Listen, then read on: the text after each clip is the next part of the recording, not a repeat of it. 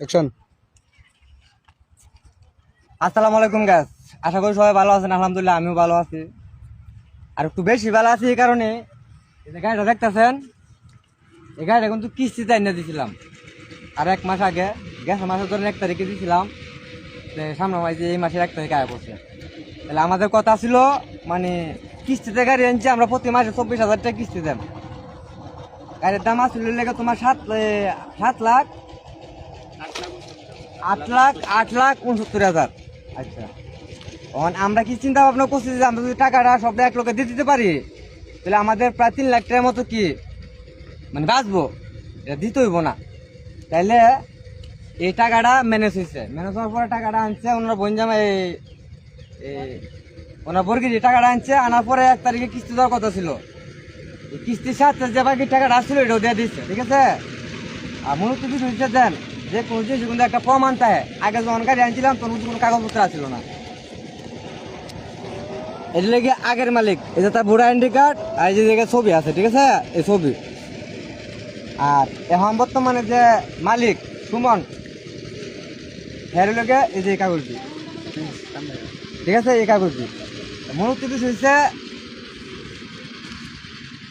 কিস্তি যে গাড়িটা, এটা আরো 2 বছর পরে মানে কিস্তি শেষ হইলো, আর লগে আমাদের আরো 3 লাখ টাকা বেশি দিতে হইলো, ঠিক আছে। তাহলে আমাদের এই টাকাটা বাঁচে গেছে গা।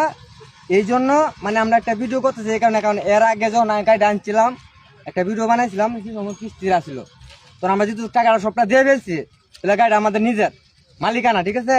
এই জন্যই ভিডিওটা করা। আশা করি সবাই ভিডিওটা দেখছেন, দোয়া করবেন। আর যারা কিস্তিতে গাড়ি আনেন বুঝে শুনে আনবেন। এই একই গাড়ি 5,30,000 টাকা গাড়ি নিছে,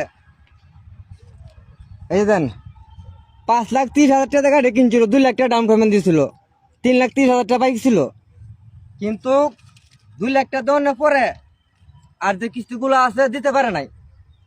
আবার এই শোরুম কিন্তু একটা নিয়মকরণ আছে যে এত মাসের ভিতর যদি টাকা না দিতে পারো তাহলে গাড়ি নিয়ে আসবে, এটা কারো কারো কোনো বাধা থাকবে না।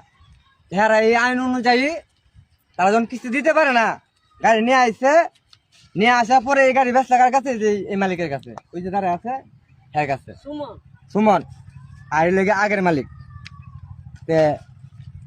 কিস্তি যারা গাড়ি নিবেন খুব সতর্কভাবে নিবেন। যদি টাকাটা দিতে পারেন, কিস্তি চালাইতে পারেন, তাহলে গাড়ি কিনবেন। আর যদি কিস্তি না চালাইতে পারেন তাহলে কিস্তিতে গাড়ি নিবেন না। কারণ নিলে এই দেখছেন উনি 2 লাখ টাকা ধরা গেছে, 5,30,000 টাকা মাঝে গাড়ি ফুরাইছে, 2 লাখ টাকা ডাউন পেমেন্ট দিয়েছে, 3 লাখ টাকা তার বাকি ছিল, কিস্তি দিতে পারে না বিদায়